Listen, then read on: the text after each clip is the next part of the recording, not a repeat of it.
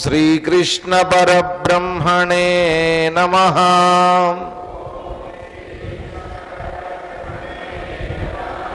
श्रीमद्भगवद्गीता अथ चतुर्दशोऽध्यायः। गुणत्रय विभाग योगः। श्री भगवानुवाच परं भूयः प्रवक्ष्यामि ज्ञानानां ज्ञानमुत्तमम् यज्ञात्वा मुनयः सर्वे परां सिद्धिमितो गताः। इदं ज्ञानमुपाश्रित्य मम साधर्म्यमागताः।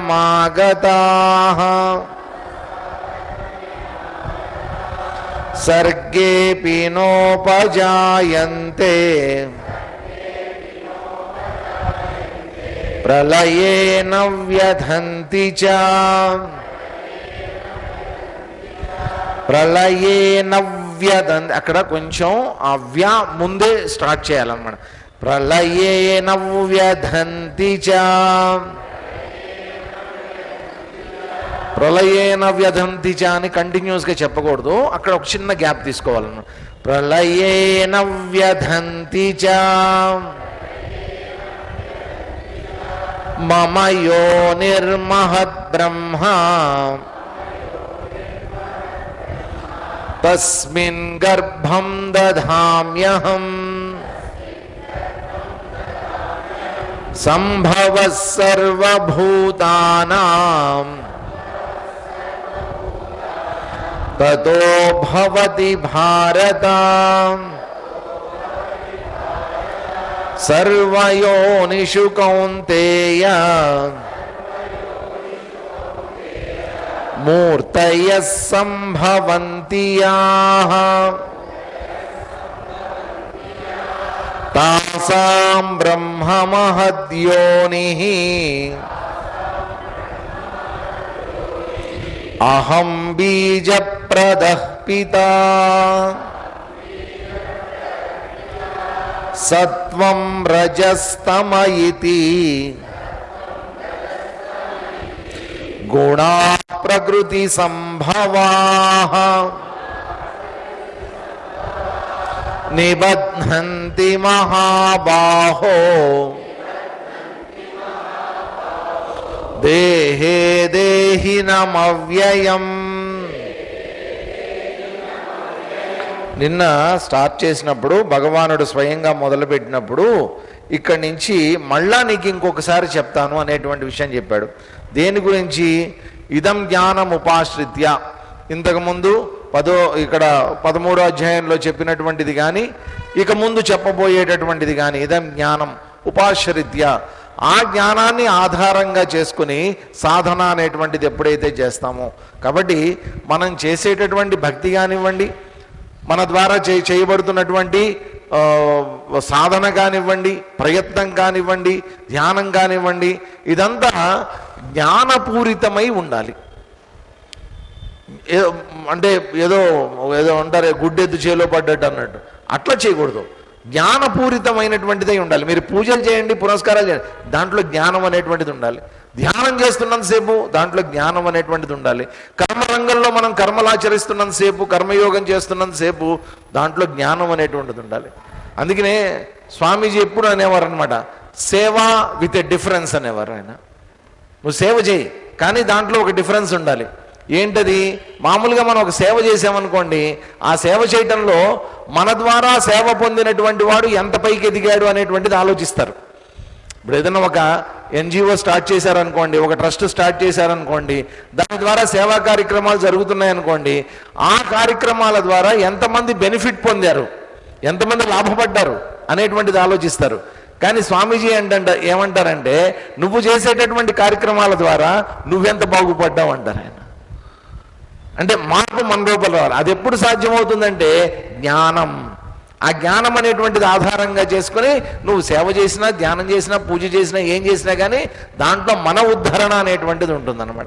అందుకని ఇదం జ్ఞానముపాశ్రిత్య మమసా ధర్మ్యమాగతాః, నా యొక్క ధర్మాన్ని, నా యొక్క స్వరూపాన్ని, నా యొక్క స్వభావాన్ని ఎవరైతే పొందుతారో అటువంటి వాళ్ళకి రెండు అవకాశాలు ఉన్నాయి. ఒకటి, ప్రళయం అనేటువంటిది జరిగినప్పుడు వాళ్ళకి ఎటువంటి భయం అనేటువంటిది ఉండదు. ఒకవేళ సర్గ అంటే మళ్ళా ఒక సృష్టి అనేటువంటిది జరిగినప్పుడు వాళ్ళకి పుట్టుక అనేటువంటిది ఇంక ఉండదు. దానికి ఈ సృష్టి, సర్గ, ప్రళయం ఈ రెండు విషయాలు ప్రస్తావన ఈ శ్లోకంలో, రెండో శ్లోకంలో తీసుకొని వచ్చారు. తర్వాత నుంచి రెండు శ్లోకాల్లో ఏంటంటే అసలు ఈ సృష్టి ప్రళయము అనేటువంటిది ఎలా జరుగుతోంది, సృష్టి క్రమం ఎలా జరుగుతోంది అనేటువంటిది రెండు శ్లోకాల్లో మనకి నిన్న వర్ణించి చెప్పారు. మూడో శ్లోకము, 4వ శ్లోకము. దీంట్లో ఏమంటారంటే ఆయన, చూడు ప్రళయం జరిగింది. ప్రళయం జరిగినప్పుడు ఏం జరుగుతోంది, మమయోనిర్ మహద్బ్రహ్మ, మహద్బ్రహ్మ అన్నారు. అంటే అది కూడా ఒక చూడదగినటువంటి, తెలుసుకోదగినటువంటి, పరమాత్మ మీద ఆధారపడినటువంటి ఒక స్థానం. అది ఏంటి ఆ స్థానం అంటే మనందరి యొక్క సమిష్టి సంస్కారాలు, సమిష్టి వాసనలన్నీ ఏవైతే ఉన్నాయో, అంటే మనందరం ఇంతకు ముందు జన్మల్లో కానీ ఈ జన్మలో కానీ మనం చేసినటువంటి కర్మ ఫలితాల వల్ల మన లోపల ఏర్పడినటువంటి చెరగనటువంటి ముద్రలు ఏవైతే ఉన్నాయో ఆ ముద్రలన్నీ కూడా లోపల సంస్కారాల రూపంలో ఉన్నాయి. ఇవన్నీ చెరగనటువంటి ముద్రలు అనమాట. మనం అనుకుంటాము పని అయిపోయింది అనుకుంటాం, చూసేసామనుకుంటాం, వినేసామనుకుంటాం. కానీ ఆ చూసినటువంటి దానికి, విన్నటువంటి దానికి, చేసినటువంటి దానికి సంబంధించినటువంటి ఏదో ఒక చెరగనటువంటి ఒక ఇంప్రెషన్, ముద్ర అంటాం మనం, అది లోపల పడిపోతుంది మన లోపల. దాన్నే మనం ఏమంటామంటే వేదాంత పరిభాషలో వాసనలు అని అన్నారు. కాబట్టి ఈ వాసనలన్నీ పోగు చేసుకున్నాం. ఇక్కడ ఈ జన్మలో మనం చేస్తున్నటువంటిది ఏంటంటే ఈ వాసనల్ని ఎగ్జాస్ట్ చేసుకుంటూ వస్తూ ఉంటాం, ఖర్చు చేసుకుంటూ వస్తూ ఉంటాం. ఇవన్నీ అయిపోవాలి, ఖర్చు అయిపోవాలి. ఈ వాసనలు ఖర్చు చేస్తున్నటువంటి ప్రయత్నంలో ఏం జరుగుతుందంటే ఖర్చు అయిపోతే పర్వాలా, మన లోపల నుంచి ఆ సంస్కారం బయటికి వెళ్ళిపోతే పర్వాలా. కానీ జరుగుతున్నటువంటి మిస్టేక్ ఏంటంటే ఆ సంస్కారం బయటికి వెళ్ళేటటువంటి ప్రయత్నంలో కొత్త సంస్కారాలు ఏడవటం, కొత్త సంస్కారాలు మళ్ళా తగులుకుంటున్నాయి మనకి. ఇక్కడ ప్రాబ్లం వస్తుంది. కాబట్టి ఈ సంస్కారాలన్నీ నా లోపల ఉండే, ప్రళయం అనేటువంటి జరిగింది. ప్రళయంలో నేను అందరితో పాటు నేను వెళ్ళిపోయాను, అందరూ వెళ్ళిపోయారు ఇక్కడి నుంచి. ప్రళయంలో లయం అయిపోయారు అందరూ. వెళ్ళినప్పుడు ఏం జరుగుతోంది, ఈ పైన ఉన్నటువంటి పంచభూతాలతో తయారైనటువంటి శరీరం ఏదైతే ఉందో ఆ శరీరం పంచభూతాల్లో కలిసిపోతోంది. లోపల ఉన్నటువంటి సూక్ష్మ శరీరం అంతా కూడా సూక్ష్మత్వంలోకి వెళ్ళిపోతోంది. మిగిలిపోయినటువంటి సంస్కారాలు అవేమవుతాయి, అవన్నీ కలబోసి ఒక పెద్ద కుప్పలాగా తయారవుతాయి. ఓ చోటు ఉంటాయి అవన్నీ, ఆ సంస్కారాలన్నీ సూక్ష్మంగా ఉంటాయి, అవన్నీ ఎక్కడికి పోవవి. ఉన్నటువంటి సంస్కారాలు ఏమవుతాయంటే వాటికి మళ్ళా ప్రపంచం కావాలి, మళ్ళా నేను ప్రపంచంలోకి వెళ్ళాలి, మళ్ళా నేను అనుభవించాలి, మళ్ళా ఏదో పోగొట్టుకున్నదంతా నేను పొందాలి అనేటువంటి భావనలు వచ్చినప్పుడు ఆయన ఏం చేస్తారట, మళ్ళా బీజం దదామి, నేను ఆ మహద్బ్రహ్మలో నేను బీజాన్ని ఉంచుతాను. ఉంచినప్పుడు ఏం జరుగుతుంది, సర్గ, మళ్ళా సృష్టి అనేటువంటిది జరుగుతుంది. మళ్ళీ ఏం జరుగుతుంది అప్పుడు, ఈ ప్రాణులందరూ, ఈ జీవులందరూ ఏ ఏ సంస్కారాలతో అయితే లయమైపోయారో ఆ సంస్కారాలతోటి మళ్ళీ ఇక్కడ పుడతారు వీళ్ళందరూ. ఇది ఎప్పుడు జరుగుతూ ఉంటుంది, ప్రతి లయంలోనూ మనందరం లోపలికి వెళ్ళిపోతున్నాం, ప్రతి సృష్టిలోనూ మళ్ళీ మనందరం ఉదయిస్తున్నాం. నాకు తెలిసి ఇప్పటికీ మనం కొన్ని వందల సార్లు ఈ రకంగా పుట్టుంటాం, కొన్ని వందల సార్లు ఈ సంపూర్ణ మంగళకర గీతా జ్ఞాన యజ్ఞం జరిగి ఉంటుంది ఇంతకుముందు. మీరందరూ ఎన్నో వందల సార్లు వచ్చి ఉంటారు ఇంతకుముందు. ఇదంతా ఎప్పుడు జరిగింది, మళ్ళీ జరుగుతోంది ఇదంతా. అందుకనే వెంటనే తర్వాత శ్లోకంలో ఏమన్నారు, ఇది సమిష్టికి సంబంధించినటువంటి చెప్పారు. ఈ సమిష్టిలో జరుగుతున్నటువంటి ఒక క్రియేషన్, ఎప్పుడైనా అండి ఒకటి కొత్తది క్రియేట్ అవ్వాలి అంటే, తయారవ్వాలి అంటే దాంట్లో సమ్ మిక్స్చర్. ఇప్పుడు మనం ఇంటికి స్లాబ్ వేస్తారు, స్లాబ్ వేసినప్పుడు ఏం జరుగుతుంది మీరు గమనించండి. ఏం చేస్తారు అప్పుడు? ఆ మిక్సర్ మిషన్ వస్తుంది అనమాట, డగ డగ డగ డగ డగ డగ డగ సౌండ్ చేస్తూ ఉంటుంది. దాంట్లో ఏం చేస్తారు? తీసుకొని వెళ్ళి సిమెంట్ వేసేవాళ్ళు ఒకళ్ళు, దాంట్లో ఇసుక పోసేవాళ్ళు ఒకళ్ళు, నీళ్లు పోసేవాళ్ళు ఒకళ్ళు, ఇవన్నీ పోస్తారు. పోసిన తర్వాత దాన్ని తిప్పుతారు, అది తిరుగుతూ ఉంటుంది. ఒక 20 సార్లు 30 సార్లు దానికి లెక్క ఉంటుంది అనమాట. అన్నిసార్లు తిరిగిన తర్వాత మళ్ళీ ఏం చేస్తాడు ఆయన? డ్రొయింగ్ అని తిప్పుతాడు. తిప్పగానే అంత కింద పడుతుంది, ఎంత ముద్ద కింద పడుతుంది. ఆ పడినటువంటి ముద్ద ఏం చేస్తారు? దాన్ని పైకి తీసుకుని వెళ్తారు. పైన ఆల్రెడీ మోల్డ్ చేసేసి ఉంటుంది అనమాట, అంత కడ్డీలన్నీ కట్టేసేసి అంత రెడీ చేసి పెట్టి ఉంటుంది. తీసుకొని వెళ్ళి అక్కడ పోస్తారు. పోసిన తర్వాత ఏం జరుగుతుంది? ఓ 15 రోజులు క్యూరింగ్ చేయండి అంటారు. మళ్ళు కడతారు, పైన నీళ్లు పెడతారు. ఆ 15 రోజులు క్యూరింగ్ అయిపోయిన తర్వాత అప్పటిదాకా కింద సపోర్టుగా ఉన్నటువంటి సెంటరింగ్ ఏదైతే ఉందో దాన్ని పీకేస్తారు. అప్పుడు అది ఎలా ఉంటుంది? నిలబడిపోయి ఉంటుంది కదా. ఎంత విచిత్రం చూడండి. ముందేమో సిమెంట్కి సిమెంటు, కంకరకి కంకర, ఇసుకకి ఇసుక, అన్నీ సపరేట్గా ఉన్నాయి. అవన్నీ మిక్స్ అయ్యాయి. మిక్స్ అయిపోయిన తర్వాత కొత్తగా ఒక ముద్ద ఒకటి తయారైంది. ఆ ముద్దను తీసుకొని వెళ్ళి మనం ఎక్కడైతే వేసామో అక్కడ అది ఏమైపోయింది? గట్టిపడిపోయింది. ఆ నీళ్లు అనేటువంటివి పోస్తున్నంతకాలం దానికి స్ట్రెంగ్త్ అనేటువంటిది వచ్చింది, క్యూరింగ్ జరిగింది, గట్టిపడిపోయింది. ఒక ఆకారం అనేటువంటిది ఏర్పడింది. ఇంతకు ముందు ఉన్నటువంటి సిమెంట్ ఆకారానికి కానీ, కంకర ఆకారానికి కానీ, ఇసుక ఆకారానికి కానీ, ఇప్పుడు ఉన్నటువంటి స్లాబ్ ఆకారానికి కానీ సంబంధం ఎక్కడన్నా ఉందా? ఎక్కడన్నా సంబంధం ఉందా? ఆ ఉన్నటువంటి వాటి యొక్క టెక్స్చర్ ఏంటి? ఆ ఉన్నటువంటి పద్ధతి ఏంటి? ఇప్పుడు ఈ స్లాబ్ చూస్తే దాని పద్ధతి ఏంటి? ఇక్కడ అంతే. ఇవన్నీ ఏంటంటే మొత్తం అంతా ఇక్కడ ఉన్నటువంటి ప్రాణులందరూ కూడా సంథింగ్ ఏదో మిక్స్ అయితే తప్ప ఇక్కడ ఉన్నటువంటి ఏమన్నారు? ఒక పదం వాడారు, మూర్తయ అన్నారు. మూర్తయ, మూర్తులు అంటే ఏంటంటే ఆకారాలు. మామూలుగా మనం మన సౌత్ ఇండియాలో అంతా కూడా మనం ఏదన్నా అట్లా ఉంటే విగ్రహం అంటాం దాన్ని. విగ్రహం దేవాలయంలో ఉండేటటువంటిది విగ్రహం అంటాం. నార్త్ ఇండియాలోకి వెళ్తే అంత మూర్తి అంటారు, భగవాన్కి ఆ మూర్తి అంటారు. మూర్తి అంటే అక్కడ ఏంటంటే విగ్రహం అన్నమాట, ఒక ఆకారం. అది మీరు మార్బుల్తో చెక్కింది అవ్వనివ్వండి, గ్రానైట్తో చెక్కినటువంటిది అవ్వనండి, ఇట్లా మెటల్తో తయారైనటువంటిది అవ్వనివ్వండి, ఏదైనా సరే భగవంతుడి యొక్క విగ్రహం ఒకటి ఉందంటే భగవాన్కి ఆ మూర్తి హే అంటారు.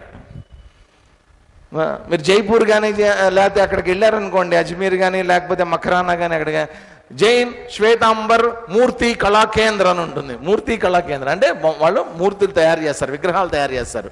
అదేంటి? ఒక ఆకారం. కృష్ణుడు విగ్రహాలు చేస్తారు, అమ్మవారి విగ్రహాలు చేస్తారు, రాముడు విగ్రహాలు చేస్తారు, రామ్ దర్బార్ అంటారు, ఏవేవో పేర్లు పెడుతుంటారు వాటన్నిటికీ. రాధాకృష్ణుల విగ్రహాలు చేస్తారు. అవన్నీ మూర్తి అంటే మూర్తి భవించినటువంటి, అంటే ఒక ఆకారం కలిగినటువంటి రాముడు మూర్తి భవించినటువంటి ధర్మస్వరూపం అండి అన్నారు. అంటే ఒక ఆకారం కనుక ఇవ్వగలిగితే ధర్మానికి అది రాముడు అండి అన్నారు. కాబట్టి ఇక్కడ కూడా మూర్తయ సంభవ.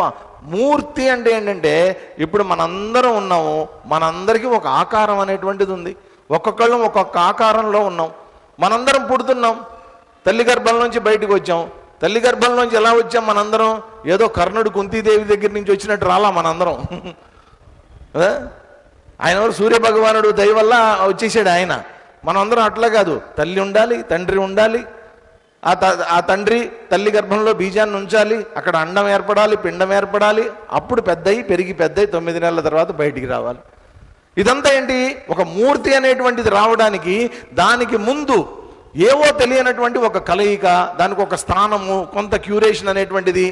మీరు చూడండి, ఇప్పుడు ఒక గొంగళి పురుగు ఉంటుంది చూసా. ఆ గొంగళి పురుగు ఆకుల్ని తింటూ దాని మీద అంతా వెంట్రుకలు ఇట్లా చూడడానికి కూడా చాలా అసహ్యంగా ఉంటుంది. అది ఏం చేస్తుంది? బాగా తిని తిని బాగా ఇంత లావు అయిన తర్వాత దాని చుట్టూ దానంతట ఏదో ఒక గూడు అల్లుకుంటుంది. అల్లుకున్న తర్వాత అప్పుడు దాని ఏదో ప్యూపానో ఏదో అంటారు, లార్వా బికమ్స్ ప్యూపా సంథింగ్ ఏదో ఉంటుంది. ఆ టైంలో అది అలాగే ఉండిపోతుంది. 1 నెల 15 రోజులు 2 నెలలు అలాగా దాని చుట్టూ అల్లుకున్నటువంటి ఆ గూడు లోపల అలాగే ఉండిపోయి తర్వాత దాంట్లోంచి ఏం బయటకు వస్తుంది? అందమైనటువంటి సీతాకోక చిలుక బయటకు వస్తుంది. ఇప్పుడు ఒకసారి ఆలోచించండి, ఆ గొంగళి పురుగుకి ఈ సీతాకోక చిలుకకి ఎక్కడన్నా సంబంధం ఉందా అసలు?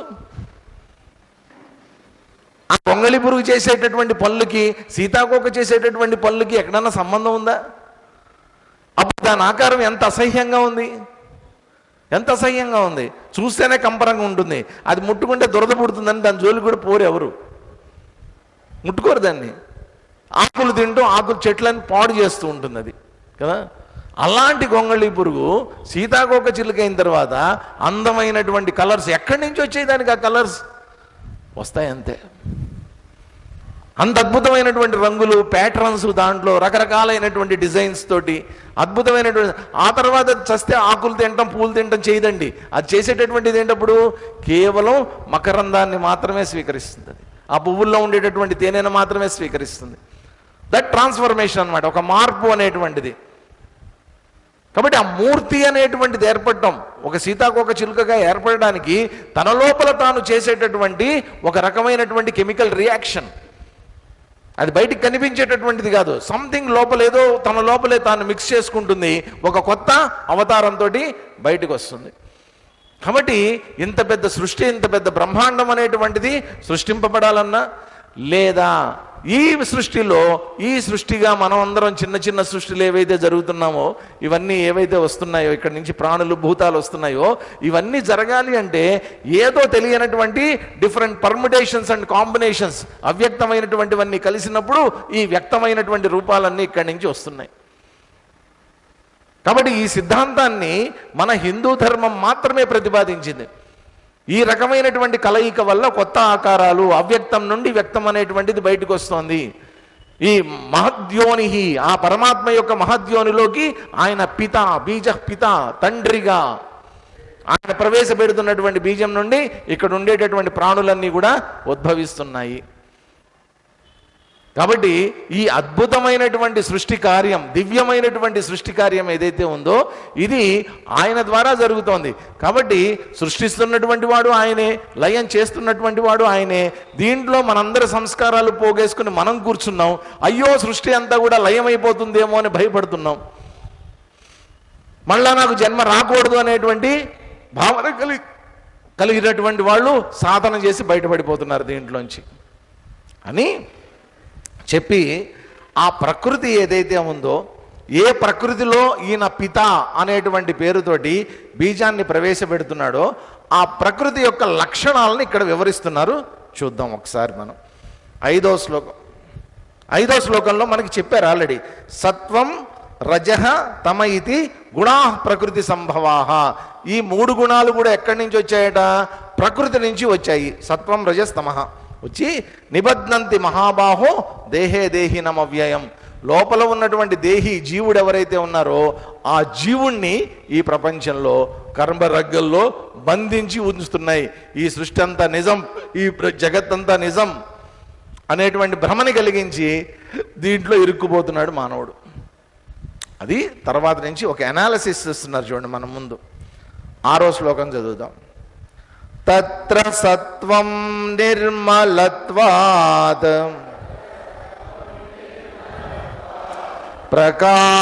ప్రకాశకమనామయం సుఖ సంగేన బధ్నాతి జ్ఞాన సంగేన చానఘా. తత్ర సత్వం నిర్మలత్వాత్ ప్రకాశకమనామయం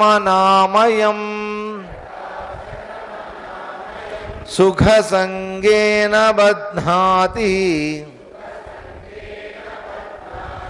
జ్ఞాన సంగేన చానఘా.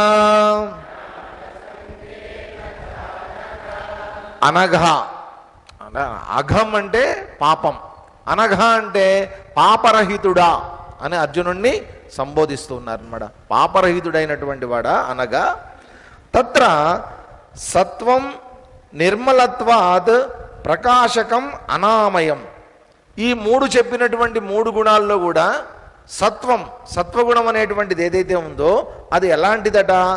నిర్మలత్వాత్, అది చాలా నిర్మలమైనటువంటిది, శాంతమైనటువంటిది, ప్రశాంతమైనటువంటిది. నిర్మలం. నిర్మలము అంటే ఏంటి? నిర్మలం పేరు కూడా పెట్టుకుంటారు, నిర్మల. నిర్మలం అంటే మలము లేనటువంటిది, అంటే మలినములు లేనటువంటిది, కంటామినేషన్ లేనటువంటిది, స్వచ్ఛమైనటువంటిది, ప్యూరిఫైడ్. ప్యూరిఫైడ్ అది నిర్మలం. దాంట్లో మలం అనేటువంటిది లేదన్నమాట. అంటే కల్మషాలు అనేటువంటిది లేనటువంటిదట. ఏది? ఏ గుణం? ఏ గుణం గురించి చెప్తున్నారు ఇక్కడ? సత్వగుణం. సత్వగుణంలో ఎటువంటి కల్మషాలు లేవట. అందువల్ల అది ఏం చేస్తూ ఉంటుందట? ప్రకాశకం, ప్రకాశిస్తూ ఉంటుంది. నిరంతరం ప్రకాశమానంగా చైతన్యవంతంగా ఉండేటటువంటిది సత్వగుణమట. అనామయం, పైగా ఎలాంటిదట? అనామయం, ఎటువంటి బాధలు లేనటువంటిది, ఎలాంటి దుఃఖాలు లేదు. ఆమయము అంటే ఏంటంటే ఒక అర్థం ఏంటంటేనండి రోగాలు. అనామయం అంటే ఏంటంటే ఏ రోగాలు లేనటువంటిది. ఇంకొక అర్థం ఏంటంటే బాధలు, ఏ బాధలు లేనటువంటిది, దుఃఖాలు లేనటువంటిది, కష్టాలు లేనటువంటిది. కాబట్టి సత్వగుణంలో ఉండేటటువంటి వాడు లేదా సత్వగుణం యొక్క లక్షణం ఏంటో ఇక్కడ చెప్పారు. అనామయం, నిర్మలం, ప్రకాశకం, 3 లక్షణాలను చెప్పారు. ఎందుకని ప్రకాశకం? దాని కారణం చెప్పారు. నిర్మలం, నిర్మలమైనటువంటి అందువల్ల ప్రకాశం. ఇప్పుడు చూడండి, ఒక గ్లాస్ ఉందనుకోండి, ఆ గ్లాసులో మనం స్వచ్ఛమైనటువంటి నీళ్లు పోసాం. స్వచ్ఛమైనటువంటి నీళ్లు పోసాం.